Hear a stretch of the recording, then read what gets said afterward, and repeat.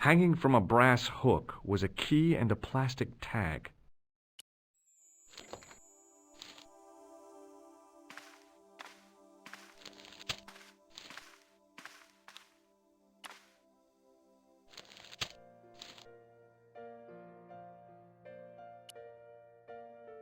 It was a key ring bearing one large brass key and a tag which read, Hotel Ubu. Maybe it wasn't the right room, but this was the right key.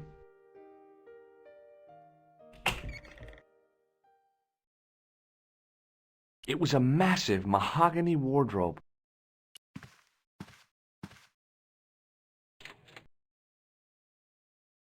There was nothing in the wardrobe apart from a vague, lingering smell of camphor.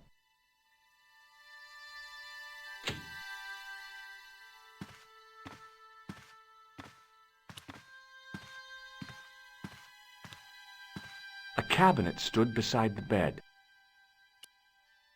The cabinet was empty, but it smelt of onions. No kidding, it really did.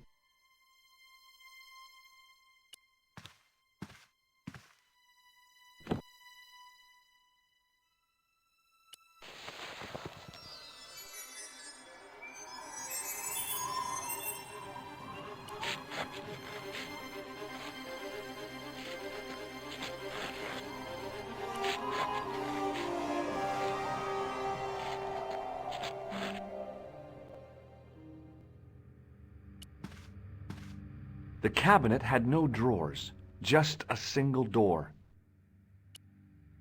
The assassin had been too smart to leave incriminating evidence beside his bed. The bed was several times larger than the narrow cot I'd been given at the place I was staying.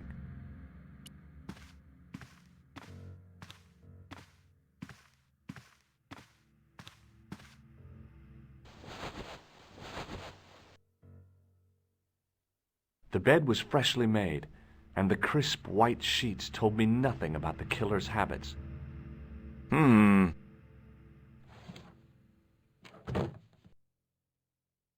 It was the battered leather briefcase I'd seen Plantar carrying just before he died.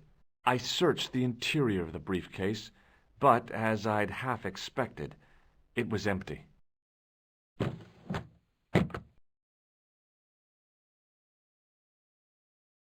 The closet was a solid, impressive piece of antique furniture.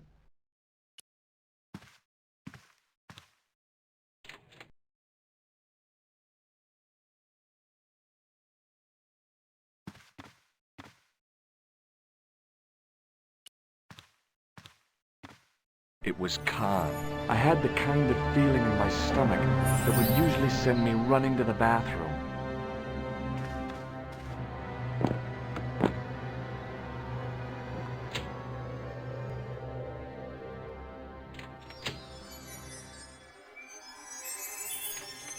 As Khan opened the wardrobe, I was sure I was dead.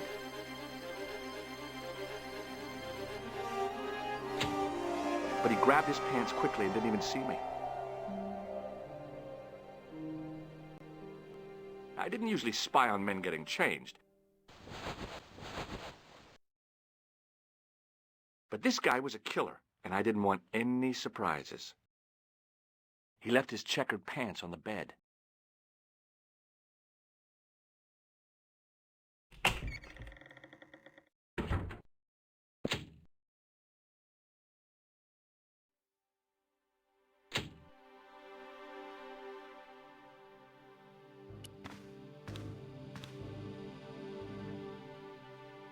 There was no bulge in the pocket. I had that kind of feeling you only get from searching still warm pants. The pocket was empty. I wondered if the guy was colorblind. There was nothing in the pocket. A strip along the side seam of the pants had been unpicked, then sewn back up with strong thread and a special stitch. I flipped the pants over. I tried not to think that the assassin's butt had just been in here. I found nothing in the pocket. It looked like there could be something in this pocket. I found an ordinary matchbook. No matches, no clues. But as I pulled it from the pocket, a strong thread came with it. A thread with a metal tag on the end.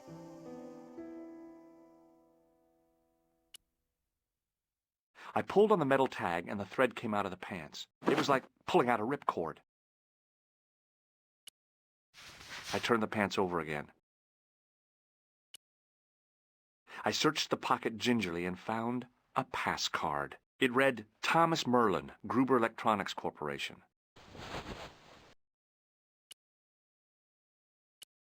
The matchbook bore a pattern of swirling color and the words, Club Alamut. It was the card I'd found in the hotel bedroom.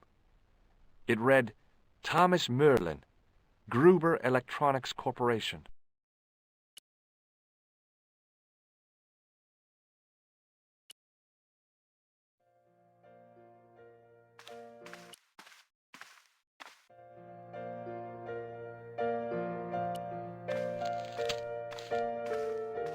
What now, monsieur? Do you recognize this key? That is the property of the Hotel Ubu. Correct. May I ask how it found its way from the little hook to your pocket? Would you believe it was put there by a poltergeist? No, monsieur. The hotel is regularly serviced by an exorcist. If we had a ghost, Father Fécond would have flushed it out. I suppose you want the key back. Not spécialement. The room is vacant. Since you are so determined to conduct your little investigation, I won't stop you. Does this matchbook mean anything to you? No, monsieur. Does this pass mean anything to you? That is Monsieur Merlin's property. That's right. Merlin the murderer. I want to see what he's left in your safe. Impossible. I cannot betray his confidence, no matter what you say he's done. You're making a big mistake. Maybe. I can live with that. A murderer? Are you sure? Positive.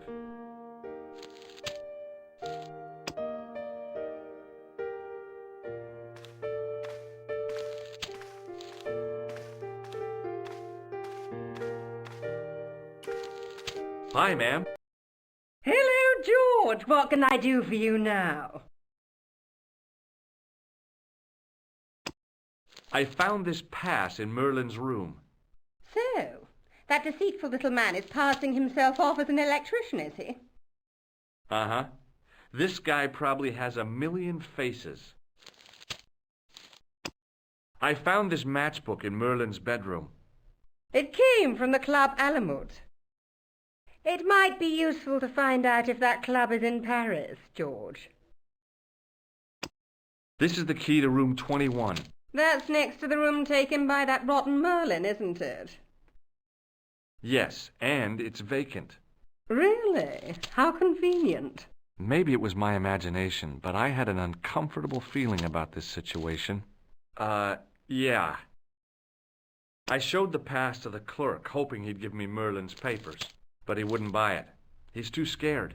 I'll give him something to be scared of. Follow me, George!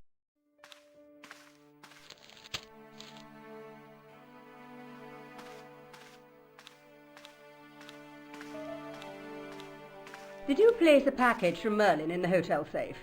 I did, madame. And did my friend here show you Merlin's identification? Indeed he did, but What's the problem? he isn't Merlin. A mere academic detail. Give him the package. But that is against the law. I happen to be a justice of the peace, you silly man. I am the law. If he tries anything, shoot him, George. My pleasure, Lady Piermont. One moment, please.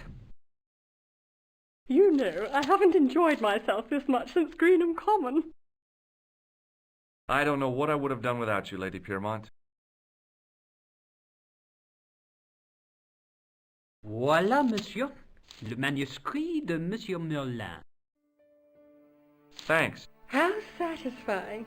An Anglo-American alliance that actually worked. The clerk had given me a tightly rolled sheet of parchment. I decided not to unroll it until I was safely back in Nico's apartment.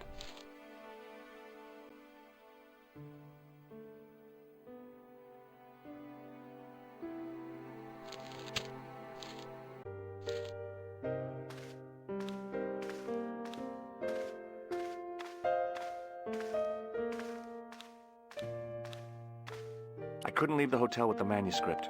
It was probably what those thugs were looking for.